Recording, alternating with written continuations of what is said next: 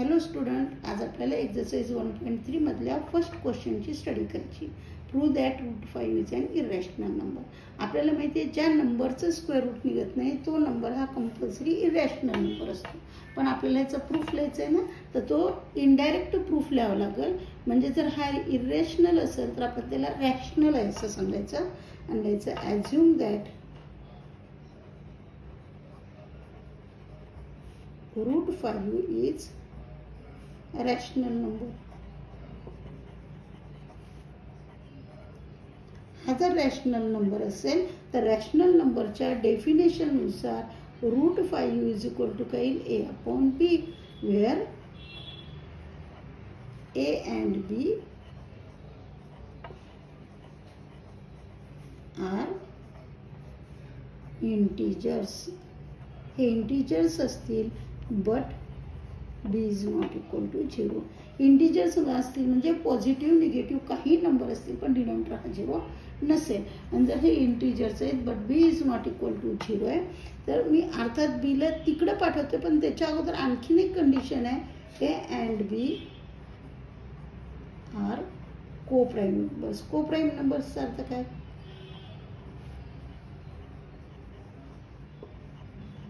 ह्या दोघांमध्ये common factor नसेल. हे दोघंही वन सोडून दुसरा कॉमन फॅक्टर नसेल. हे दोन्ही कुठल्याच एका टेबलमध्ये येणार नाहीत. Therefore they are not having a common factor other than 1. One सोडून त्यांना कोणताही कॉमन फॅक्टर नसेल. अर्थात मी b ला तिकडच्या साईडला पाठवलं तर अर्थात बघा मी b1 हटवते, a इक्वल टू रूट 5 येईल.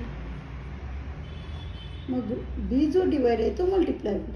स्क्वेअरिंग बोथ सेट केलं तर a square equal to root 5 चा स्क्वेअर 5 आणि b स्क्वेअर म्हणजे a square is divisible by 5.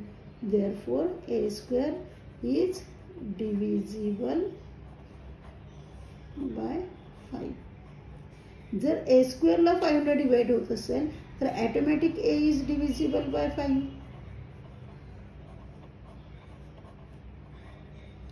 बघा एक्झाम्पल घेऊन बघूत आपण. a square is divisible by 5 लिहिलंय म्हणजे 25 जर मी घेतला तर इज डिव्हिजिबल बाय 5 आहे, बरोबर. समजा मी a स्क्वेअरचं स्क्वेअर रूट काढलं a म्हणजे ह्याचं स्क्वेअर रूट काढलं तर 5 इज डिव्हिजिबल बाय 5 येणारच की नाही. मग ही प्रॉपर्टी इथं ठेवलेली आपण 1.3चं तुम्हाला फंडामेंटल थेरम सुद्धा ह्याच्यावर आहे. आता मी अर्थातच a ला काढून टाकलं आणि put a is equal to 5c. इथं जर क्वेश्चनमध्ये आपल्याला रूट 2 दिलं तर 2c लिहायचं, रूट 3 दिलं तर 3c लिहायचं. सध्या इथं काय रूट 5 आहे तर आपण 5c. आता मी ही व्हॅल्यू कुठं पुट करणार आहे तर ह्याच्यामध्ये पुट करणार आहे. मग a स्क्वेअरच्या ठिकाणी काय येईल 5c whole square is equal to 5b square. अर्थात ह्याचा स्क्वेअर करते मी 25c स्क्वेअर इक्वल टू काय आलं 5b स्क्वेअर. दोन्ही साईडला मी 5 ने सिम्प्लिफाय केलं तर 5c स्क्वेअर इक्वल टू काय आलं b स्क्वेअर. म्हणजे b square is divisible by 5. b square is divisible by 5.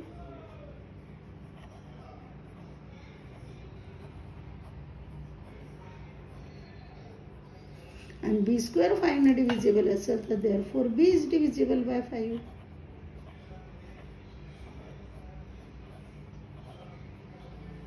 Therefore, a and b has 5 as a common factor.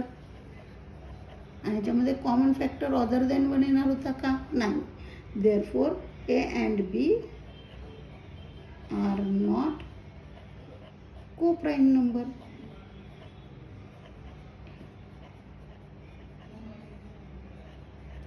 आपण वरती काय म्हणलं होतं a and b आर को प्राईम नंबर्स म्हणतो. They are not having a common factor other than 1. 1 सोडून त्यांना common factor नाही असं म्हणलं होतं. आणि इथं तर 1 सोडून कॉमन फॅक्टर आलेला आहे त्याच्यामुळे हे को प्राईम नंबर आता नाहीत. आणि को प्राईम नंबर नाहीत ह्याचाच अर्थ काय झाला a upon b is not a rational number. म्हणजे हा रॅशनल नंबर नाही. म्हणजे आपल्या ॲझम्पशनच्या अपोजिट आलेला आन्सर आपल्याला मिळालेला आहे. Therefore it is contradicts to our assumption.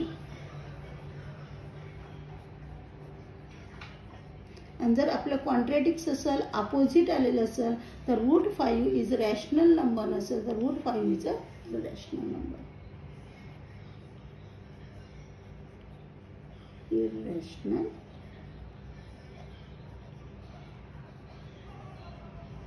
okay.